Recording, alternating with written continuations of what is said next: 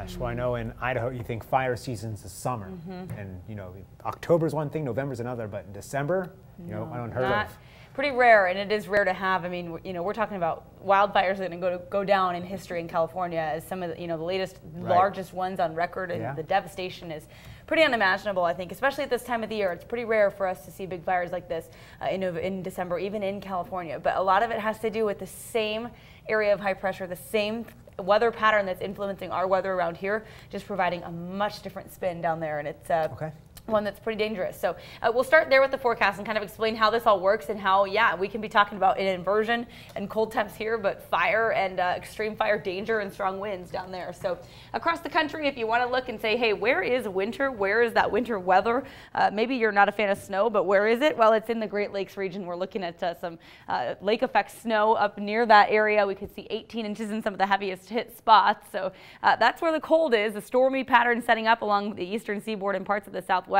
But for us, again, it's all about this huge ridge of high pressure. You can see the jet stream here. This takes this ridge all the way up into Canada. And really, when you see this, it's lifting any and all storms out of our direction. So we're going to stay bone dry as a result, high pressure anchored across the region. And what this is doing is really, for us, it's creating the possibility of the inversions here in the lower valleys, but it's sending sunshine into the mountains. But it plays into those Santa Ana winds that are so critical this time of the year down there in Southern California, which is why sometimes we do see fire danger, at least in those areas. Those Santa Anas can play off the high pressure and really get going and get whipping as we head into the next couple of days. I don't think this is going to change either. So this wind forecast takes us through Friday morning. Really, I think during this time span, today, tomorrow, and the actual danger should increase a little bit more tomorrow and into Friday. We're going to be looking for gusts even in the LA area between 35 and 45 miles an hour. And then as you head south towards Southern California's border with Mexico, Santa Ana, Escondido, those areas are going to see gusts anywhere between 50 and 75 miles an hour. So that's the kind of strength that we're dealing with when the wind whips down through those canyons.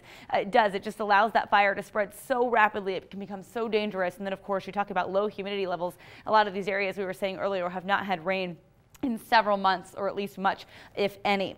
All right, our jet stream forecast, again, kind of showing you the high pressure ridge building in. Nothing going to change here. We are going to stay cold. The cold air is going to start getting trapped in these lower valleys. This ridge is going to block any storms from coming into our neighborhood or even anywhere close to us.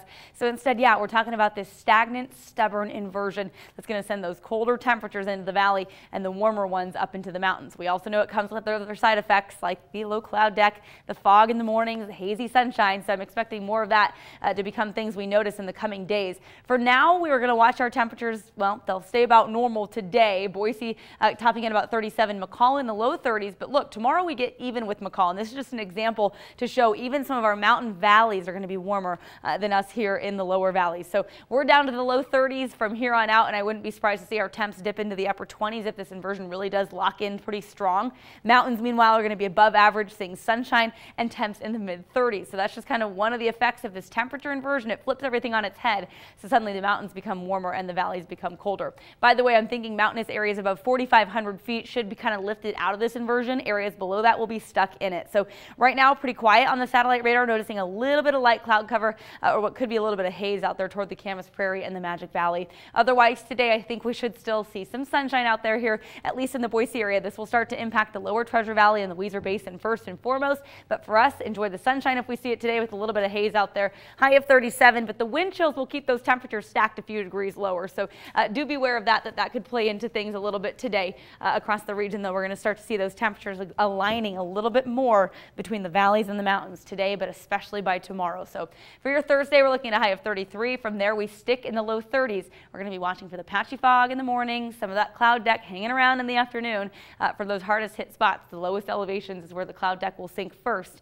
So we might see some hazy sunshine maybe tomorrow into the weekend, but I think from there we just have the potential to see this get a little bit worse. Temperatures staying in the low 30s, so it's going to get colder too. Okay, Wednesday definitely has a feel. Yeah, and I think just knowing that it's probably going to deteriorate as we get into the weekend, the air quality could start to become a little bit of a concern. It's just hard to know. Usually you look forward to the weekend, but I'm not necessarily looking forward to this forecast. Okay.